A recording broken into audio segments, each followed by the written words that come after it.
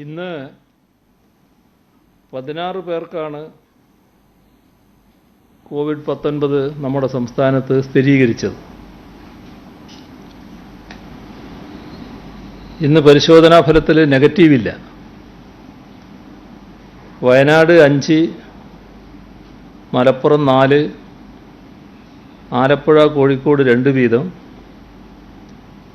കൊല്ലം പാലക്കാട് കാസർഗോഡ് 1 വീതം.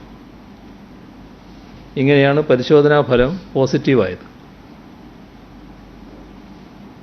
പോസിറ്റീവായവരിൽ 7 പേര് വിദേശങ്ങളിൽ നിന്ന് വന്നവരാണ്.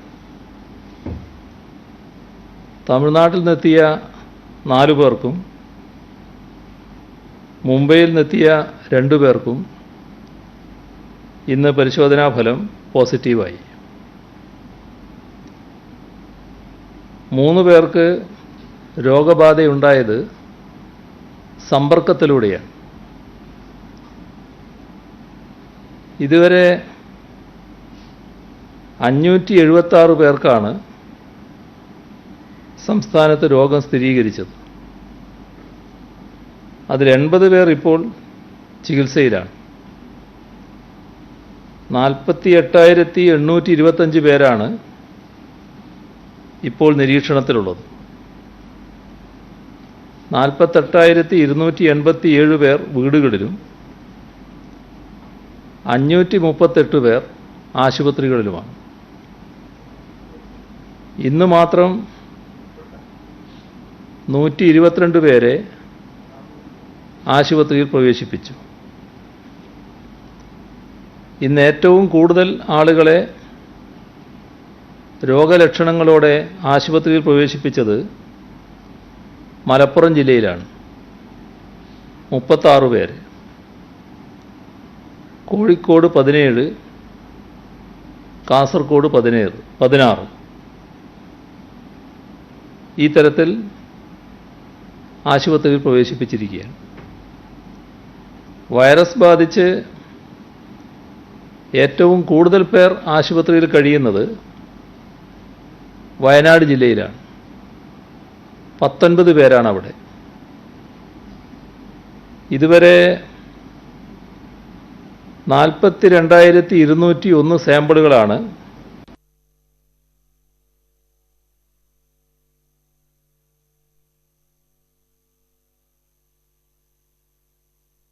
വയനാട് ജില്ലയിലാണ്. 19 പേരാണ് അവിടെ. ഇതുവരെ 42,201 സാമ്പിളുകളാണ് പരിശോധനയ്ക്ക് അയച്ചത്. 40,639 എണ്ണം രോഗബാധയില്ല എന്നുറപ്പാക്കിയിട്ടുണ്ട്. സെന്റിനൽ സർവൈലൻസിൻ്റെ ഭാഗമായി മുൻഗണനാ വിഭാഗത്തിൽപ്പെട്ട 4,630 സാമ്പിളുകളാണ് ശേഖരിച്ചത്. അതിൽ 4,424 നെഗറ്റീവായിട്ടുണ്ട്. ഹോട്ട്സ്പോട്ടുകളുടെ എണ്ണം 16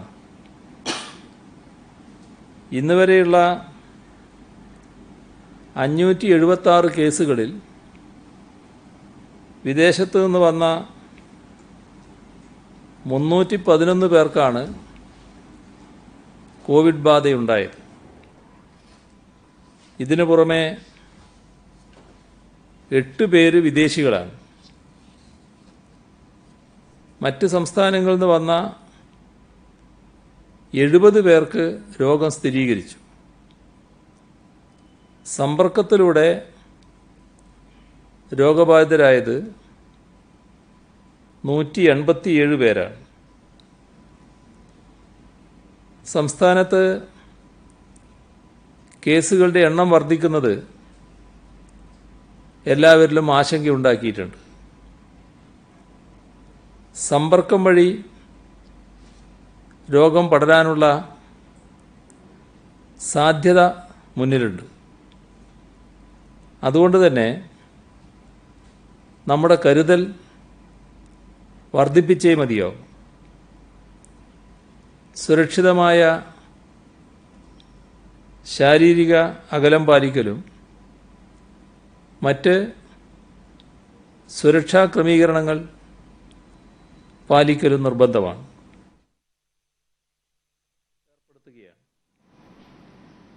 നിരീക്ഷണത്തിലുള്ളവരുടെ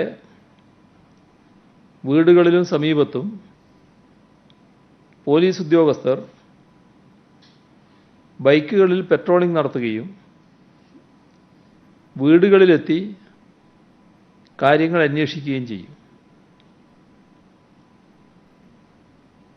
ശനിയാഴ്ചത്തെ സർക്കാർ ഓഫീസ് അവധി തുടരണോ എന്ന കാര്യം ആലോചിക്കുന്നതാണ്. നാളെ മാറ്റമുണ്ടാകില്ല, നാളെ അവധി തന്നെ.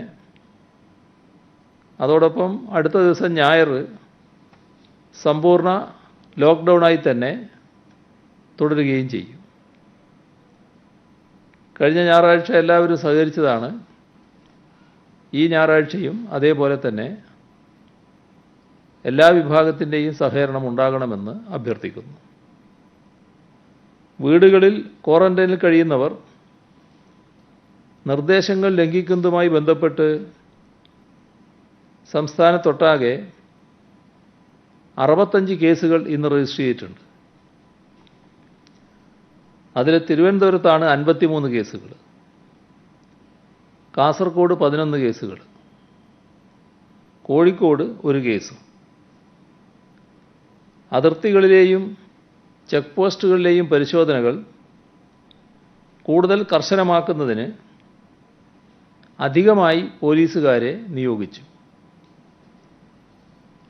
സംസ്ഥാനത്തെ 4 അന്താരാഷ്ട്ര വിമാനത്താവളങ്ങളിലായി വിദേശ രാജ്യങ്ങളിൽ നിന്ന് 17 വിമാനങ്ങൾ വന്നിട്ടുണ്ട്. കൊച്ചി തുറമുഖത്ത് 3 കപ്പലുകളും എത്തി. ഇവയിലെല്ലാമായി 3732 പേരാണ് വിദേശങ്ങളിൽ നിന്നെത്തിയത്. കേരളത്തിൽ നിന്ന് 33,000 അതിഥി തൊഴിലാളികളുമായി 29 ട്രെയിനുകൾ ഇതുവരെ പോയിട്ടുണ്ട്. കപ്പലുകളിൽ ആളുകൾ കൂട്ടത്തോടെയാണ് എത്തിയത്. അവരിൽ 3 പേർക്ക് തമിഴ്നാട്ടിൽ രോഗബാധയുണ്ടായതായി റിപ്പോർട്ടുണ്ട്. ആ സാഹചര്യത്തിൽ മറ്റുള്ളവർക്ക് രോഗബാധയില്ല എന്നുറപ്പാക്കാൻ പ്രത്യേക പരിശോധന നടത്തും. ഡൽഹിയിൽ നിന്നുള്ള പ്രത്യേക ട്രെയിൻ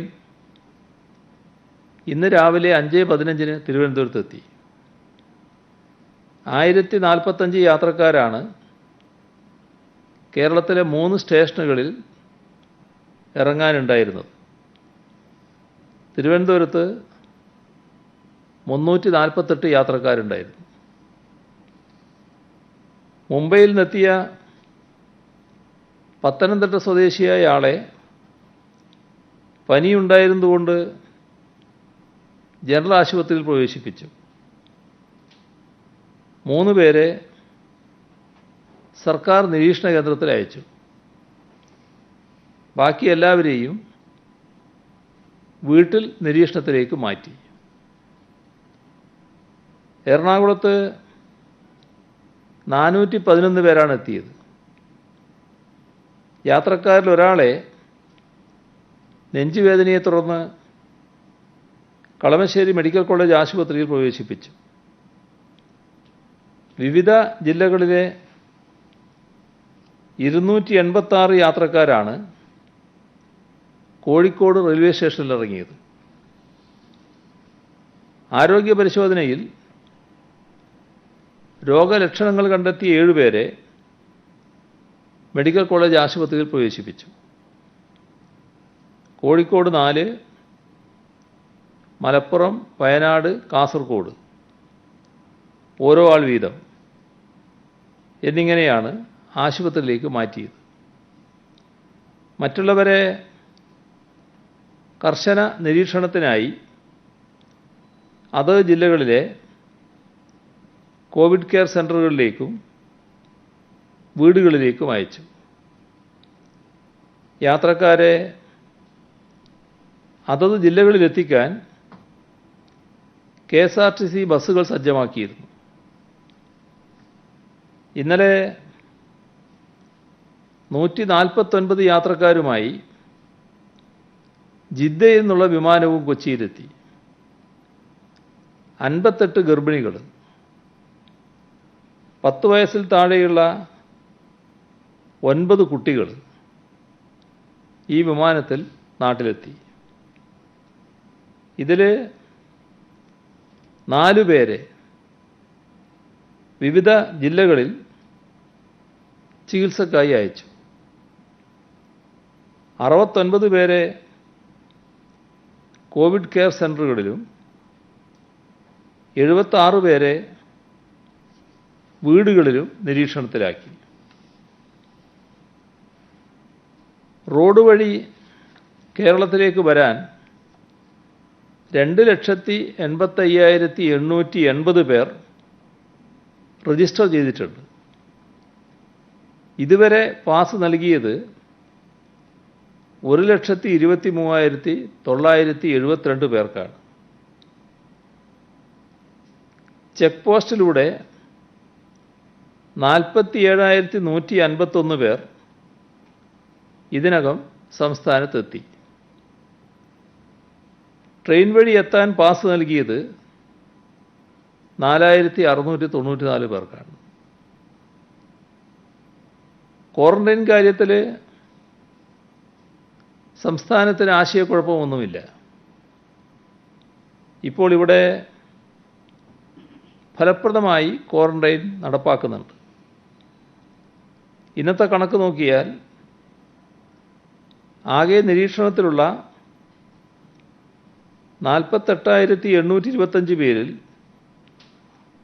48,287 വീടുകളിലാണ്. കേരളത്തിൻ്റെ പ്രത്യേക സാഹചര്യത്തിൽ വീടുകളിലെ ക്വാറന്റൈൻ വിജയകരമായി നടപ്പാക്കാൻ നമുക്ക് കഴിഞ്ഞിട്ടുണ്ട്. രോഗം പടരുന്നത് പിടിച്ചു നിർത്താൻ നമുക്ക് കഴിഞ്ഞതിൻ്റെ പ്രധാന കാരണം ഇതുതന്നെയാണ്. പുതിയ സാഹചര്യത്തിൽ പെയ്ഡ് ക്വാറന്റൈൻ നടപ്പാക്കുന്നത് സംബന്ധിച്ചും ആലോചിച്ചിട്ടുണ്ട്. രോഗലക്ഷണമില്ലാത്തവർക്ക് പെയ്ഡ് ക്വാറന്റൈൻ ആകാവുന്നതാണ്. കോവിഡ്-19 നമ്മുടെ ജീവിതത്തിൽ ഒട്ടേറെ മാറ്റങ്ങൾ വരുത്തിയിട്ടുണ്ട്. ബ്രേക്ക് ദ ചെയിൻ ഫലപ്രദമായി നടപ്പാക്കാൻ കഴിഞ്ഞു. സാനിറ്റൈസർ ഉപയോഗിക്കുന്നതും മാസ്ക് ധരിക്കുന്നതും ശീലമായി. എന്നാൽ ഇതെല്ലാവരും ചെയ്യുന്നുവെന്ന് പറയാനാവില്ല. ഇക്കാര്യത്തിൽ സമൂഹത്തിൻ്റെ ആകെ പങ്കാളിത്തം പൂർണ്ണമായും ഉണ്ടാവണം. സ്ഥിതിഗതികളുടെ ഗൗരവം മനസ്സിലാക്കാനും കൂട്ടം കൂടി നിൽക്കുന്ന പ്രവണത നമ്മുടെ നാട്ടിൽ ഇപ്പോൾ ചിലയിടങ്ങളിലൊക്കെ കാണുന്നുണ്ട്. അത് സ്ഥിതിഗതികളുടെ ഗൗരവം മനസ്സിലാക്കാതെയുള്ള ഒരു പ്രവണതയാണ്. അതോടൊപ്പം തന്നെ ചിലയിടങ്ങളിൽ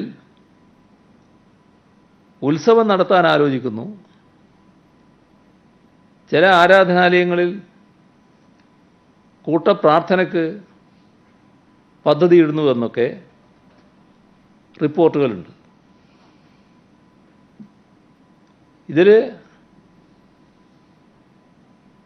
ആളുകൾ കൂട്ടം കൂടുന്നതിൽ കർശനമായ നിയന്ത്രണം പാലിച്ചേ മതിയാവും. എവിടെയായാലും നിശ്ചിത എണ്ണത്തിൽ കൂടുതൽ ആളുകൾ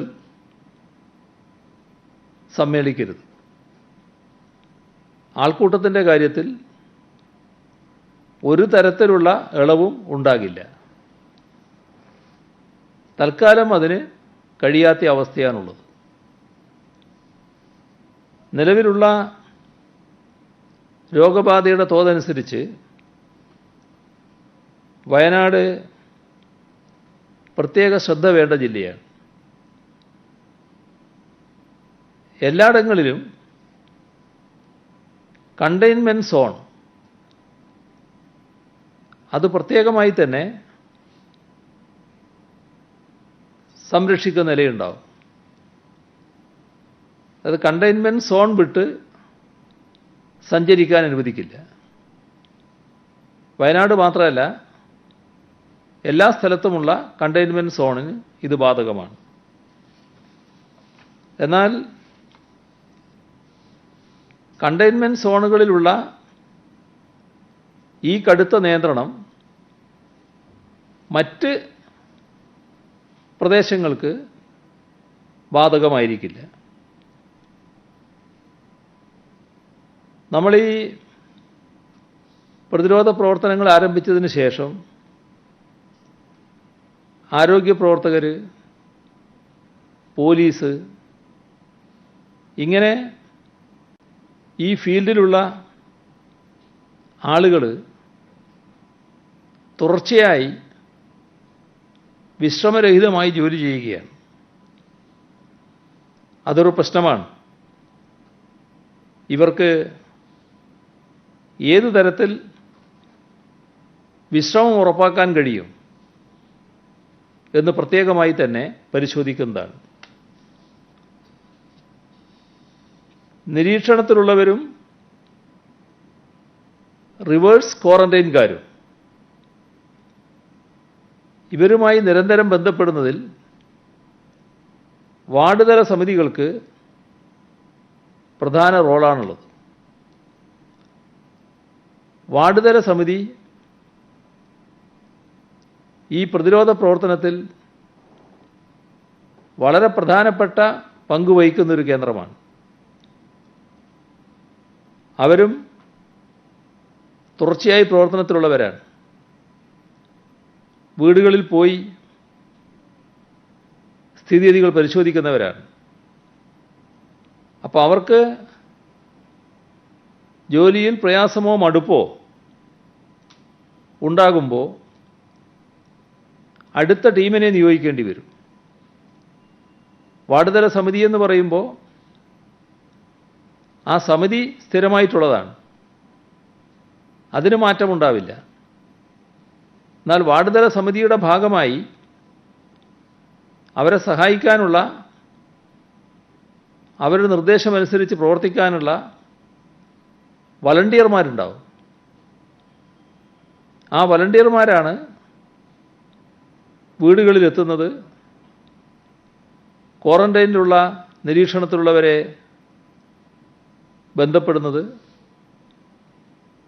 അതുപോലെ തന്നെ റിവേഴ്സ് ക്വാറന്റൈനിലുള്ള പ്രായമായവരെയും ചില പ്രത്യേക രോഗം ബാധിച്ചവരെയെല്ലാം ബന്ധപ്പെടുന്നത്. അപ്പോൾ ആ വളണ്ടിയർമാർ അവർക്ക് ക്ഷീണം അനുഭവപ്പെടുന്നുണ്ടെങ്കിൽ അവർക്ക് മാറ്റം കൊടുക്കുന്നതിന് മറ്റൊരു സെറ്റ് വളണ്ടിയർമാരെ ഓരോ പ്രദേശത്തും ഒരുക്കി നിർത്തേണ്ടതായിട്ടുണ്ട്. അപ്പോൾ തുടർച്ചയായ പ്രവർത്തനത്തിലൂടെ ക്ഷീണമുണ്ടായാൽ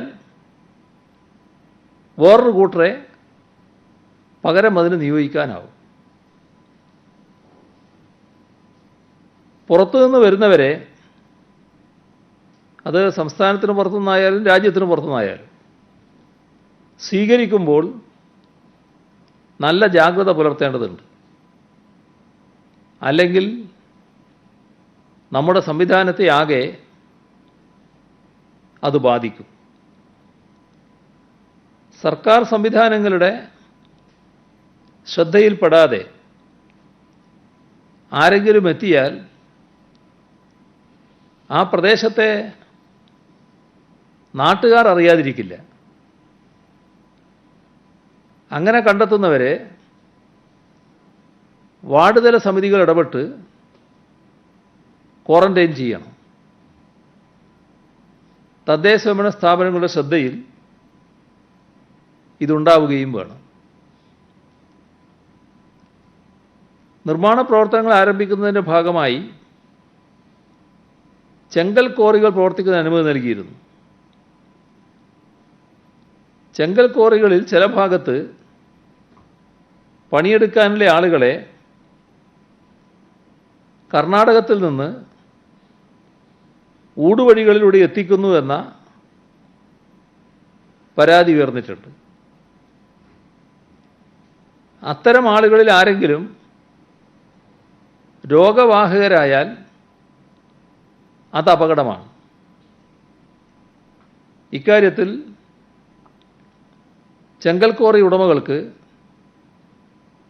കർശന നിർദ്ദേശം നൽകണമെന്ന് അറിയിച്ചിട്ടുണ്ട്. സംസ്ഥാനത്തെ ബ്യൂട്ടി പാർലറുകളും ബാർബർ ഷോപ്പുകളും ശുചിയാക്കുന്നതിന് അനുമതി നൽകുന്നതാണ്.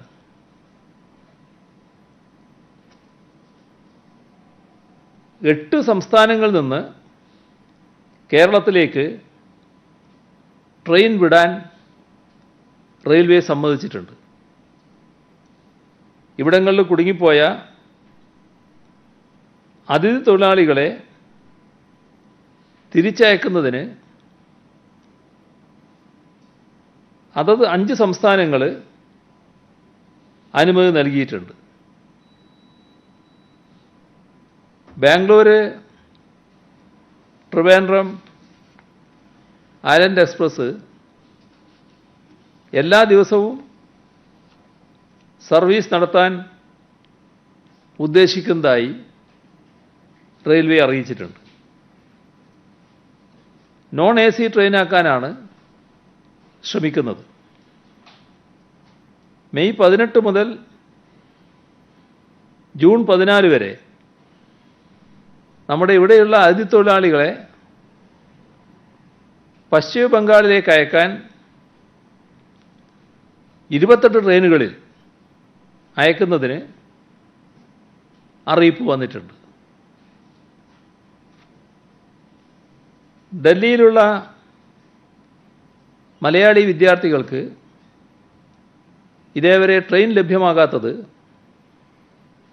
വിദ്യാർത്ഥികൾക്കിടയിൽ ആശങ്ക പടർത്തിയിട്ടുണ്ട്. ഇതിലൊരു പ്രശ്നം ഉയർന്നു വന്നത് അതിനുവേണ്ടി ശ്രമിച്ചുകൊണ്ടിരിക്കുന്ന ഘട്ടത്തിലാണ് ട്രെയിൻ സർവീസ് റെയിൽവേ ആരംഭിച്ചത്. പക്ഷെ അതിലുണ്ടായത് മറ്റ് യാത്രക്കാർക്കൊപ്പം IRCT ഓൺലൈൻ ടിക്കറ്റ് വിദ്യാർത്ഥികൾക്ക് ബുക്ക് ചെയ്യൽ പ്രായോഗികമല്ല. മറ്റൊരു പ്രശ്നം AC ട്രെയിനിൻ്റെ ഫെയർ വിദ്യാർത്ഥികൾക്ക് താങ്ങാനും കഴിയില്ല. ഈ സാഹചര്യത്തിൽ നോൺ AC വണ്ടിയിൽ വിദ്യാർത്ഥികളെ എത്തിക്കാനുള്ള മാർഗം തേടിയിട്ടുണ്ട്. ടിക്കറ്റ് അവർ തന്നെ എടുത്ത് യാത്ര ചെയ്യാനുള്ള സൗകര്യമുണ്ടാക്കാനാണ് ശ്രമിക്കുന്നത്. ഡൽഹിയിലെ ഹെൽപ്പ് ഡെസ്ക് ഇത് ഏകോപിപ്പിക്കും. സാധ്യമായ എല്ലാ ഇടപെടലും സംസ്ഥാന സർക്കാർ നടത്തുന്നുണ്ട്. ഇതിനു പുറമെ ഡൽഹിയിൽ നടക്കം പ്രത്യേക ട്രെയിനുകൾ അനുവദിക്കാൻ റെയിൽവേ തയ്യാറാകുന്നുണ്ട്. വിശദാംശം ഉടനെ ലഭിക്കും. 1-2 ദിവസത്തിനകം തന്നെ ഡൽഹിയിൽ നിന്ന് ട്രെയിൻ ഉണ്ടാകുമെന്നാണ് ഇപ്പോൾ നമുക്ക് ലഭിക്കുന്ന വിവരം. നേരത്തെ സംസ്ഥാനത്തെ വസ്ത്ര വ്യാപാര സ്ഥാപനങ്ങൾ നിബന്ധനകളോടെ പ്രവർത്തിക്കാൻ അനുമതി നൽകിയിരുന്നു. ഇതിൽ 15% കടകൾ മാത്രമാണ് തുറന്നത് എന്നാണ് വ്യക്തമാകുന്നത്. ഇക്കാര്യത്തിൽ എന്തെങ്കിലും അവ്യക്തതയുണ്ടെങ്കിൽ അത് തിരുത്തുന്നതിന് നിർദ്ദേശം നൽകിയിട്ടുണ്ട്. ഇസ്രായേലിൽ വിസ കാലാവധി കഴിഞ്ഞ 82 മലയാളി നഴ്സുമാരെ തിരിച്ചെത്തിക്കാൻ കേന്ദ്ര സർക്കാരുമായി ബന്ധപ്പെടുന്നതാണ്. തടി ലേലത്തിനെടുത്തവർ ലോക്ക്ഡൗൺ കാരണം എടുത്തു മാറ്റാൻ കഴിയാതിരുന്നു. അപ്പോൾ അവർ തറവാടകയും പലിശയും ഒഴിവാക്കി നൽകണമെന്ന് ആവശ്യം ഉന്നയിച്ചിട്ടുണ്ട്. ലോക്ക്ഡൗൺ കാരണമാണ് ഇത് സംഭവിച്ചതെന്നുകൊണ്ട് അവരുടെ ആവശ്യം ന്യായമാണ്. അത് പരിശോധിച്ച് തീരുമാനമെടുക്കും. നാളെ വയനാട്ടിൽ തീരുമാനിച്ച ഒരു തടി ലേലമുണ്ടായിരുന്നു. ഇന്നത്തെ സാഹചര്യത്തിൽ ലേലത്തിൽ പങ്കെടുക്കേണ്ടവർക്ക് അവിടെ എത്തിച്ചേരാൻ പ്രയാസങ്ങളുണ്ടാവും. അപ്പം അതുകൊണ്ട് ആ തടി ലേലം മാറ്റിവെക്കുകയാണ്. സംസ്ഥാനത്ത് നടക്കാൻ പാടില്ലാത്തൊരു സംഭവം നടന്നത് ശ്രദ്ധയിൽപ്പെട്ടു. മത്സ്യ പരിശോധനയ്ക്കിടയിൽ കൈക്കൂലി വാങ്ങി എന്ന പരാതി. അത് വിജിലൻസിനെ അന്വേഷിക്കാൻ ചുമതലപ്പെടുത്തിയിരിക്കുകയാണ്. ഈ ദുരിതഘട്ടത്തിലും ഇത്തരത്തിൽ ചെയ്യുന്നവർക്ക് ഉചിതമായ ശിക്ഷാ നടപടി ഉണ്ടാകും. ആരോഗ്യ പ്രവർത്തകർക്കും പോലീസുകാർക്കും രോഗം പടരുന്നത് ഗൗരവമുള്ള വിഷയമാണ്. അവരുടെ സുരക്ഷ ഉറപ്പാക്കുന്നതിന് കൂടുതൽ പരിഗണന നൽകും. ആശുപത്രികളിലെ OPകളിൽ ആൾത്തിരക്ക് വർദ്ധിച്ചിരിക്കുകയാണ്. ഓൺലൈൻ സംവിധാനത്തിലൂടെ ഇത് ക്രമപ്പെടുത്താൻ കഴിയുമോ എന്നുള്ളത് ആരോഗ്യവകുപ്പ് പരിശോധിക്കുന്നതാണ്. സംസ്ഥാനത്തെ ജലഗതാഗതം, പൊതുഗതാഗത സംവിധാനം തുറക്കുന്നതോടെയാണ് പുനരാരംഭിക്കാൻ കഴിയുക.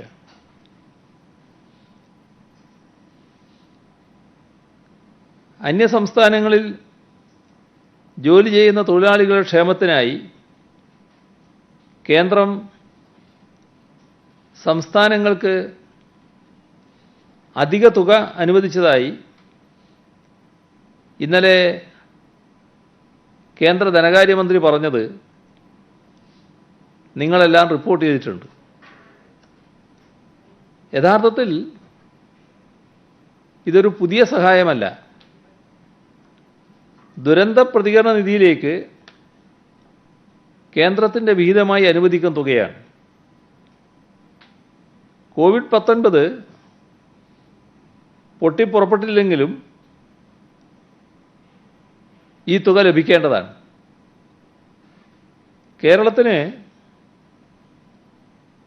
314 കോടി രൂപയാണ് 15ാം ധനകാര്യ കമ്മീഷൻ കേന്ദ്രവിഹിതമായി നിശ്ചയിച്ചത്. ഇപ്പോൾ കിട്ടിയത് അതിൻ്റെ പകുതിയായ 157 കോടി രൂപയാണ്. COVID-19 സാഹചര്യത്തിൽ സംസ്ഥാനങ്ങൾക്ക് പ്രത്യേകം ഗ്രാൻറ്റുകൾ അനുവദിക്കണമെന്നും ഇത് 15ാം ധനകാര്യ കമ്മീഷന്റെ രണ്ടാമത്തെ റിപ്പോർട്ടിൽ ഉൾപ്പെടുത്താനുള്ള അധിക പരിഗണനാ വിഷയമായി നിശ്ചയിക്കണമെന്നും പ്രധാനമന്ത്രിയോട് നാം ആവശ്യപ്പെട്ടിരുന്നു. ദുരന്ത പ്രതികരണ നിധിയിലേക്കുള്ള കേന്ദ്രവിഹിതത്തെ കോവിഡ്-19 പ്രതിരോധിക്കാനുള്ള സഹായമായി ചിത്രീകരിക്കുന്നത് ഉചിതമല്ല. ദുരന്ത പ്രതികരണ നിധിയിൽ നിന്നും കേരളം കോവിഡ് പ്രതിരോധവുമായി ബന്ധപ്പെട്ട ചെലവുകൾ നിർവഹിക്കുന്നുണ്ട്. 17 കോടി രൂപ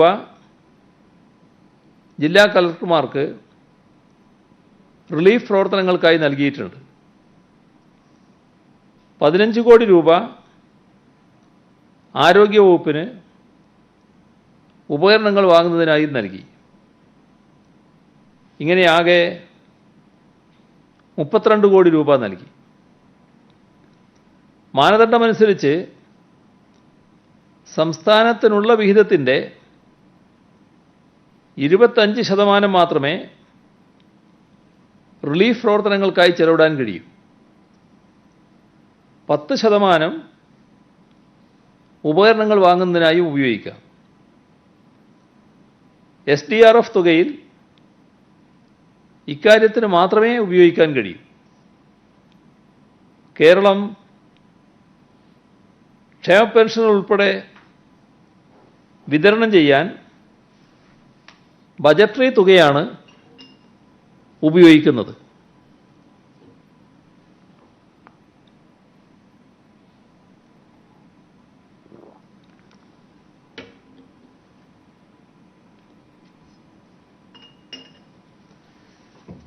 കോവിഡ്-19 തുടർന്നുള്ള സംസ്ഥാനത്തിൻ്റെ സാമ്പത്തിക രംഗത്തുണ്ടായ പ്രത്യാഘാതങ്ങളെക്കുറിച്ച് പഠനം നടത്താൻ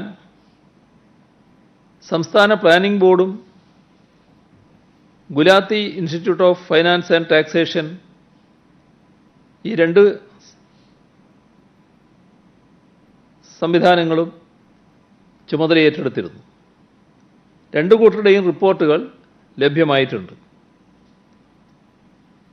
ഗിഫ്റ്റിൻ്റെ റിപ്പോർട്ടിലെ അനുമാനപ്രകാരം നമ്മുടെ ആഭ്യന്തര വരുമാനത്തിൽ ശരാശരി 1,25,657 കോടി രൂപയുടെ നഷ്ടം വരുമെന്ന് ബജറ്റ് എസ്റ്റിമേറ്റിലെ 1,14,636 നിന്നും നമ്മുടെ റവന്യൂ വരുമാനം 81,180 കോടി രൂപയായി കുറയുമെന്നും കണക്കാക്കിയിട്ടുണ്ട്. റവന്യൂ വരുമാന നഷ്ടം 35,455 കോടി രൂപ. സാമൂഹ്യക്ഷേമ ചെലവുകളടക്കമുള്ള ചെലവുകൾ അതേപടി തുടരുകയും ചെയ്താൽ റവന്യൂ കമ്മിയും ധനക്കമ്മിയും വർദ്ധിക്കും. സർക്കാരിൻ്റെ ചെലവുകളിൽ സാധ്യമായ ക്രമീകരണങ്ങൾ വരുത്തുവാനുള്ള നിർദ്ദേശങ്ങൾ സമർപ്പിക്കുവാൻ ഒരു ദ്രുത പഠനം നടത്തി ജൂൺ ആദ്യവാരം റിപ്പോർട്ട് സമർപ്പിക്കാൻ സാമ്പത്തിക വിദഗ്ധനും CDS ഡയറക്ടറുമായ ഡോക്ടർ സുനിൽ മാണി അധ്യക്ഷനും ധനകാര്യവകുപ്പ് അഡീഷണൽ ചീഫ് സെക്രട്ടറി കൺവീനറുമായ സമിതി രൂപീകരിച്ചിട്ടുണ്ട്. ലോക്ക്ഡൗൺ സാഹചര്യത്തിൽ പൊതുവായി വരുമാന നഷ്ടമുണ്ടായിരിക്കെ സംസ്ഥാനങ്ങൾക്ക് ലഭിക്കുന്ന നികുതി വിഹിതത്തിലും കുറവുണ്ടാകും. ഇത് കാരണമുണ്ടാകുന്ന ധനകാര്യ ഞെരുക്കം മറികടക്കാനാണ് സംസ്ഥാനത്തിൻ്റെ വായ്പാ പരിധി ആഭ്യന്തര വരുമാനത്തിൻ്റെ 3% നിന്നും 5% കേന്ദ്ര സർക്കാരിനോട് കേരളം ആവശ്യപ്പെടുന്നത്. കേന്ദ്ര സർക്കാർ അവരുടെ വായ്പാ പരിധി 5.5% ഈയിടെ ഉയർത്തിയിട്ടുണ്ട്. സംസ്ഥാനങ്ങളുടെ കാര്യത്തിൽ 3% തുടരുന്നത് ഫെഡറൽ സംവിധാനത്തിൻ്റെ അടിസ്ഥാന തത്വങ്ങൾക്ക് നിരക്കുന്നതല്ല. വായ്പാ പരിധി ഉയർത്താനുള്ള തീരുമാനം ഉണ്ടാകണമെന്ന് കേന്ദ്രത്തോട് ആവർത്തിച്ച് ആവശ്യപ്പെടുകയാണ്. കോവിഡ്-19 സംസ്ഥാനത്തിൻ്റെ സാമ്പത്തിക രംഗത്തെ എങ്ങനെ ബാധിച്ചു എന്ന് വിശദമായി പഠിക്കുന്നതിന് സംസ്ഥാന സർക്കാർ നിയോഗിച്ച വിദഗ്ധ സമിതി പ്രവർത്തനം ആരംഭിച്ചിട്ടുണ്ട്. ഇതിനായി ഒരു സർവേ നടത്തുകയാണ്. സർവേക്കുള്ള ചോദ്യാവലി പ്രസിദ്ധീകരിച്ചിട്ടുമുണ്ട്. സംഘടനകൾ, സ്ഥാപനങ്ങൾ, ഉൽപ്പാദന, വ്യാപാര, സേവന മേഖലകളിലെ അസോസിയേഷനുകൾ, വ്യക്തിഗത സ്ഥാപനങ്ങൾ, വ്യക്തികൾ എന്നിവരെ ലക്ഷ്യമിട്ടാണ് ഈ ചോദ്യാവലി പ്രസിദ്ധീകരിക്കുന്നത്. കോവിഡ്-19 ലോക്ക്ഡൗണും മൂലം വിവിധ മേഖലകളിൽ എന്തെല്ലാം ആഘാതങ്ങൾ ഉണ്ടായി എന്നത് സംബന്ധിക്കുന്ന ചോദ്യങ്ങൾ ഈ ചോദ്യാവലിയിൽ ഉൾപ്പെട്ടിട്ടുണ്ട്. സാമ്പത്തികാഘാതം മറികടക്കാൻ ആവശ്യമായ സമയത്തെക്കുറിച്ചും മാർഗങ്ങളെക്കുറിച്ചും ചോദ്യങ്ങളുണ്ട്. സർക്കാർ വകുപ്പുകൾ, പൊതുമേഖലാ സ്ഥാപനങ്ങൾ, സർക്കാരിന് കീഴിലുള്ള സ്വയംഭരണ സ്ഥാപനങ്ങൾ എന്നിവ ഈ സർവേയിൽ ഉൾപ്പെടുന്നില്ല. ഈ സർവേയുടെ ഭാഗമായി ശേഖരിക്കുന്ന വിവരങ്ങൾ സർക്കാർ അനുമതി നൽകിയ പൊതുകാര്യങ്ങൾക്കാണ് ഉപയോഗിക്കുക. മുൻ chief secretary doctor K M. Abraham, additional chief secretary ധനകാര്യം രാജേഷ് കുമാർ സിംഗ്, അദ്ദേഹമായിരിക്കും അതിൻ്റെ കൺവീനർ, സംസ്ഥാന ആസൂത്രണ ബോർഡ് അംഗം ആർ. രാമകുമാർ, ഇവരാണ് ഈ വിദഗ്ധ സമിതിയിലെ അംഗങ്ങൾ. ഒരു മാസത്തിനുള്ളിൽ ഇടക്കാല പഠന റിപ്പോർട്ടും 3 മാസത്തിനകം അന്തിമ റിപ്പോർട്ടും സമർപ്പിക്കുവാനാണ് നിർദ്ദേശിച്ചിട്ടുള്ളത്. ഈ സർക്കാർ അധികാരത്തിൽ വന്നതിന് ശേഷം 2,20,000-ഓളം കുടുംബങ്ങൾക്ക് ലൈഫ് മിഷനിലൂടെ പുതിയ വീടുകൾ നൽകാൻ കഴിഞ്ഞു. വൈറസ് ഭീതിയുടെയും ലോക്ക്ഡൗണിൻ്റെയും കാലഘട്ടത്തിൽ ഇത്തരത്തിൽ വീടുകൾ നൽകാൻ കഴിഞ്ഞത് യഥാർത്ഥത്തിൽ 10 ലക്ഷത്തിലധികം ആളുകൾക്കാണ് സുരക്ഷിതമായ പാർപ്പിടം ഒരുക്കുന്ന നിലയുണ്ടായത്. കോവിഡ് സമയത്ത് വീടുകളുടെ നിർമ്മാണം പല സ്ഥലത്തും പൂർണ്ണമായി നിന്നുപോയിട്ടുണ്ട്. 50,000-ഓളം വീടുകളുടെ നിർമ്മാണമാണ് മഴയ്ക്ക് മുൻപ് തന്നെ പൂർത്തീകരിക്കാൻ പാകത്തിൽ അന്തിമഘട്ടത്തിലുള്ളത്. ഇവയുടെ പ്രവൃത്തി ഉടൻ ആരംഭിക്കും. ഇതിനായുള്ള സ്റ്റേറ്റ് ഷെയറിൻ്റെ വിതരണം ഈ ആഴ്ച തുടങ്ങും. രണ്ടാം ഘട്ടത്തിൽ ഏറ്റെടുത്തിട്ടുള്ള വീടുകൾ പൂർത്തീകരിക്കുന്നതിനുള്ള മുഴുവൻ തുകയും 550 കോടി രൂപ ലഭ്യമാക്കിയിട്ടുണ്ട്.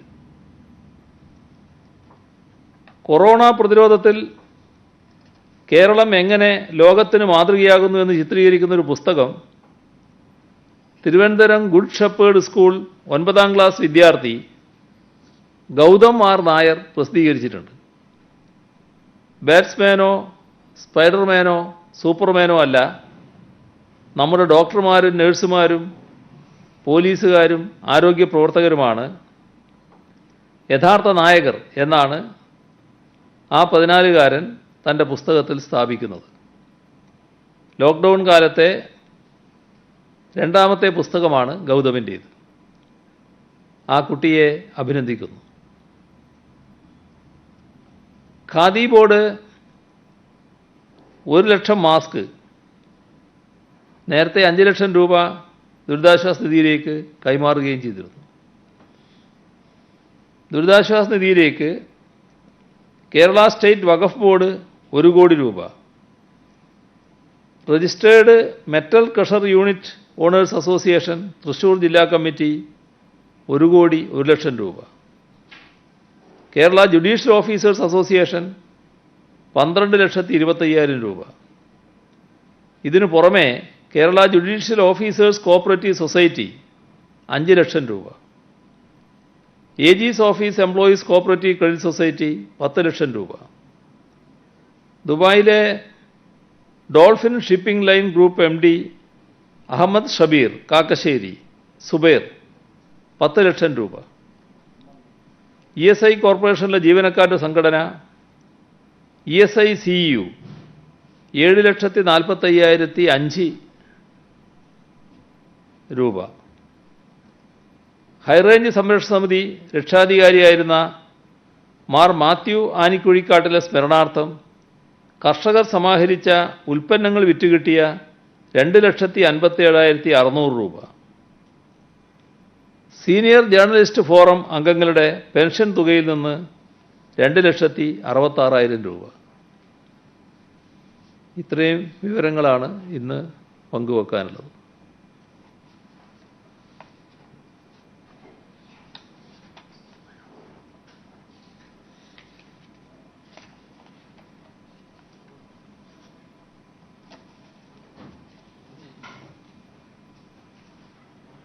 അവിടെ ആരോ ചോദിക്കുന്ന പോലെ തോന്നി, കേൾക്കുന്നില്ല.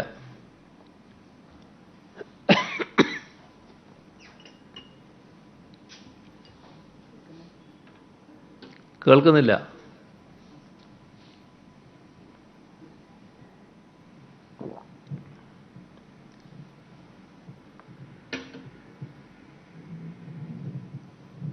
സിഎം കേൾക്കാമോ?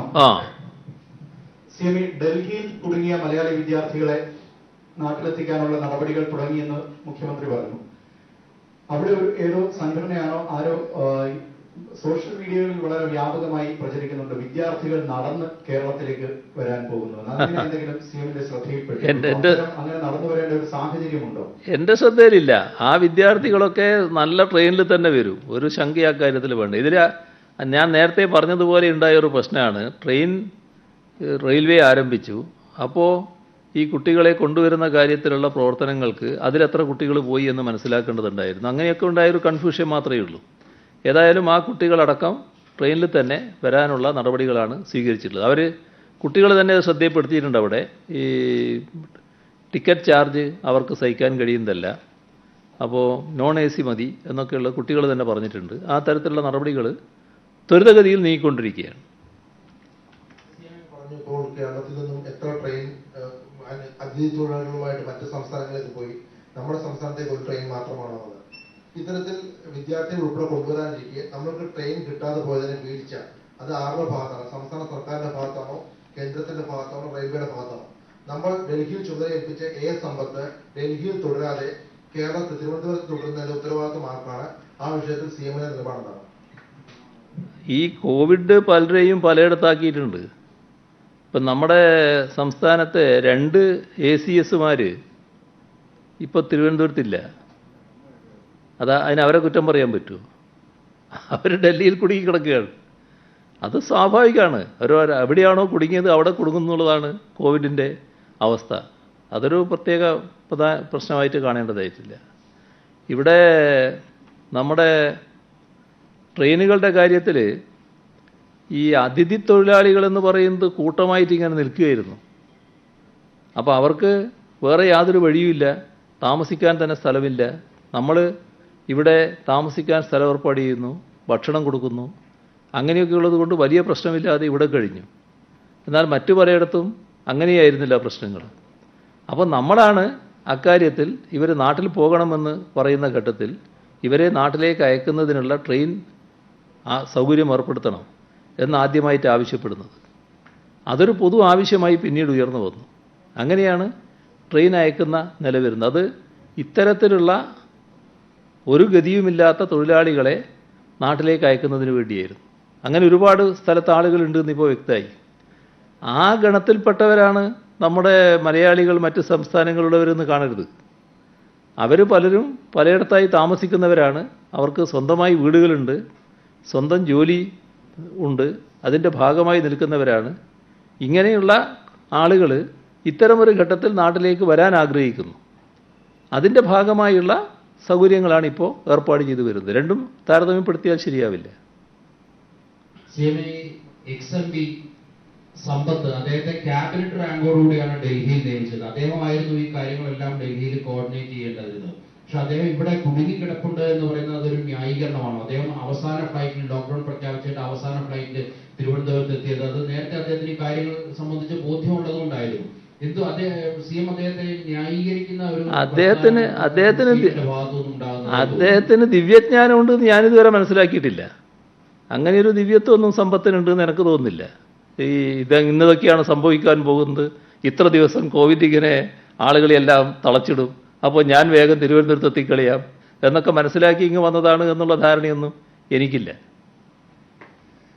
കണ്ടെയ്ൻമെന്റ് സോണും റെഡ് സോണും ഒന്നാണോ, അതോ കേരളത്തിൽ containment zone, red zone, hotspot അങ്ങനെ വെവ്വേറെ സോണുകൾ നമുക്കുണ്ടോ? ഇപ്പൊ 8 തീവണ്ടികൾ നമുക്ക് സംസ്ഥാനത്തേക്ക് വരുന്നു എന്ന് പറഞ്ഞു. അത് കേന്ദ്രത്തിന്റെ ഈ ശ്രമിക് തീവണ്ടികളാണോ, അതോ വരുന്ന ആൾക്കാർക്ക് നമുക്ക് ബുക്ക് ചെയ്തിട്ട് അവിടെയുള്ള ആൾക്കാർക്ക് വരാൻ കഴിയുമോ? ഇപ്പോഴുള്ള അവസ്ഥയിൽ നമ്മുടെ ഈ കണ്ടെയ്ൻമെൻറ്റ് സോൺ മാത്രമേ നമ്മൾ കാണേണ്ടതായിട്ടുള്ളൂ. അതായത് റെഡ് സോൺ എന്ന് പറഞ്ഞത് ഒരു ജില്ല ആകെയായിട്ടായിരുന്നു എടുത്തത്. അതിപ്പോൾ നമ്മൾ അങ്ങനെ കാണുന്നില്ല. എവിടെയാണോ ഈ രോഗവ്യാപനം ഉണ്ടായിട്ടുള്ളത് ആ പ്രദേശത്തെ കണ്ടെയ്ൻ ചെയ്യുകയാണ്. അതുകൊണ്ടാണ് കണ്ടെയ്ൻമെൻറ്റ് സോൺ അവിടെ വരുന്നത്. അവിടെ യാത്രക്ക് തടസ്സങ്ങളുണ്ടാവും, മറ്റു കാര്യങ്ങളുണ്ട്. മറ്റെല്ലാവരുടെയും മറ്റു കാര്യങ്ങളൊക്കെ നടക്കും. മറ്റ് ട്രെയിനുകളുടെ പൊതുവായ അറിയിപ്പേ വന്നിട്ടുള്ളൂ. അതിൻ്റെ വിശദാംശങ്ങൾ വരട്ടെ, അതിൻ്റെ ശേഷം നമുക്ക് മനസ്സിലാക്കാം. ഡൽഹി വിദ്യാർത്ഥികളുടെ കേസിൽ നേരത്തെ ഒരു ട്രെയിൻ അനൗൺസ് ചെയ്തു, അവരോട് ശ്രമിക്കൽ ടിക്കറ്റ് എടുക്കാൻ പറഞ്ഞു. പിന്നീട് അത് സാങ്കേതികമായി വൈകി. റെയിൽവേ പറയുന്നു കേരളം ലിസ്റ്റ് കൊടുത്തിട്ടില്ല. ഇപ്പൊ വീണ്ടും 2 ദിവസം എന്ന് പറയുമ്പോൾ അത് ഏത് ട്രെയിൻ ആയിരിക്കും? അതിൽ ഇപ്പോഴൊരു ആശയക്കുഴപ്പമുണ്ട്. ഇപ്പൊ ഡൽഹി യൂണിവേഴ്സിറ്റിയിലും ജാമ്യ മിലിയയിലേക്കുള്ള വിദ്യാർത്ഥികളാണ് നടന്നു വരാനുള്ള ഒരു പ്രഖ്യാപനമൊക്കെ നടത്തുന്നത്. അതിൽ ഒന്നുകൂടി ഒരു ഇടപെടൽ നമുക്ക് വേണ്ടിവരും. ഇപ്പം ഇതിൽ പരം ഒരു ഇടപെടൽ ആവശ്യമില്ല. ഇതിനെപ്പറ്റി യാതൊരു ആശങ്കയും വേണ്ടതില്ല. അവർക്ക് ട്രെയിനിൽ തന്നെ വരാൻ സാധിക്കും. ഒരാശങ്ക അക്കാര്യത്തിൽ ഉണ്ടാകേണ്ടതായിട്ടില്ല.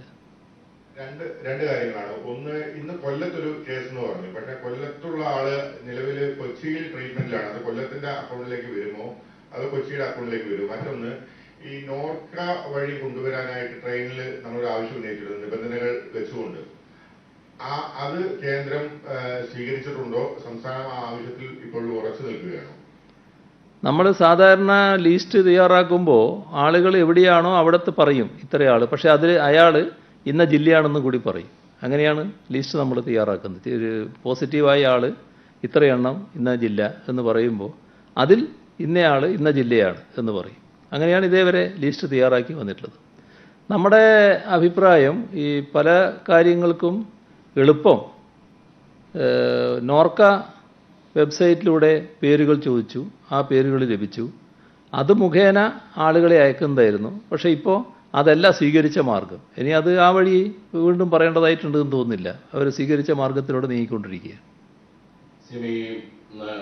നമ്മൾ ആദ്യഘട്ടത്തിൽ തന്നെ SLDCയോട് പറഞ്ഞ് 3 മാസം മൊറട്ടോറിയം പ്രഖ്യാപിച്ചു കേന്ദ്ര ദേശസാൽകൃത ബാങ്കുകളിലെല്ലാം.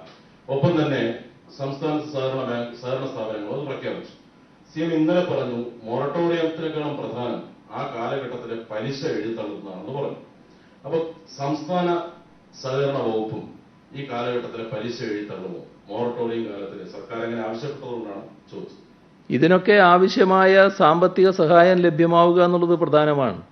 അതാണ് കേന്ദ്രത്തോട് നമ്മൾ ആവശ്യപ്പെടുന്നത്. അതുമായി ബന്ധപ്പെട്ട തീരുമാനങ്ങൾ കേന്ദ്ര ഗവൺമെന്റിൽ നിന്ന് ഇനിയും ഉണ്ടാകേണ്ടതായിട്ടാണ് ഇരിക്കുന്നത്. പ്രവാസികളും അതോടൊപ്പം അന്യ സംസ്ഥാനത്തു നിന്നുള്ള മലയാളികളും തിരിച്ചെത്തിക്കൊണ്ടിരിക്കുകയാണ്. ഇന്നത്തെ നമ്മുടെ 2 ദിവസത്തെ റിപ്പോർട്ട് അനുസരിച്ച് ഒരു ആശങ്ക ഉണ്ടാകുന്ന ഒരു സാഹചര്യത്തിലാണ് ഇപ്പോൾ പോകുന്നത് കണക്കുകൾ. അപ്പോൾ ഈ സാഹചര്യത്തിൽ ഇനിയും വരാൻ ആൾക്കാരുണ്ട്. അപ്പോൾ സംസ്ഥാനത്തിന്റെ ആശങ്ക കൂടുതൽ രൂക്ഷമാകുകയാണോ? അതോടൊപ്പം തന്നെ പ്രവാസികളെയും മറുനാടൻ മലയാളികൾക്കും അയിത്തം കൽപ്പിക്കുന്നുവെന്നാണ് KPCC പ്രസിഡന്റ് മുല്ലപ്പള്ളി രാമചന്ദ്രൻ പറയുന്നത്. ആദ്യത്തിന് പറഞ്ഞാൽ പോരെ, അതല്ലേ നല്ലത്. ആദ്യത്തേതിന് പറഞ്ഞാൽ നമ്മുടെ നാട്ടിലേക്ക് വരേണ്ട നമ്മുടെ സഹോദരങ്ങളാണിതൊക്കെ. അവരെല്ലാവരും ഇങ്ങോട്ട് വരട്ടെ എന്നുള്ളത് തന്നെയാണ് സർക്കാരിൻ്റെ നിലപാട്. വരാൻ ആഗ്രഹിക്കുന്നവർക്കൊക്കെ ഇങ്ങോട്ട് വരാം. അതിനൊരു തടസ്സവും സംസ്ഥാനത്തില്ല. അവരിൽ ചിലർ നിർഭാഗ്യവശാൽ രോഗവാഹകരും ആകാം. ആ രോഗവാഹകർ വരുന്നതിനെ നമ്മൾ ഭയപ്പെട്ടിട്ട് കാര്യമില്ല. നമ്മുടെ സംസ്ഥാനത്ത് അങ്ങനെ ഭയപ്പെടുന്ന ഒരു സെറ്റ് ആളുകളുണ്ട് എന്ന് എനിക്കറിയാം. പക്ഷെ അങ്ങനെ നമ്മൾ ഭയപ്പെട്ടിട്ട് കാര്യമില്ല. അവർ നമ്മുടെ നാട്ടിൽ വരേണ്ടവരാണ്, വരുന്നു. ചിലർ രോഗവാഹകരും ആയിരിക്കും. നമ്മളതിൽ ചെയ്യേണ്ടത് എന്താ? അതാണ് ആവർത്തിച്ച് വ്യക്തമായിക്കൊണ്ടിരിക്കുന്നത്. നമ്മൾ ഇവിടെ എത്തിയാൽ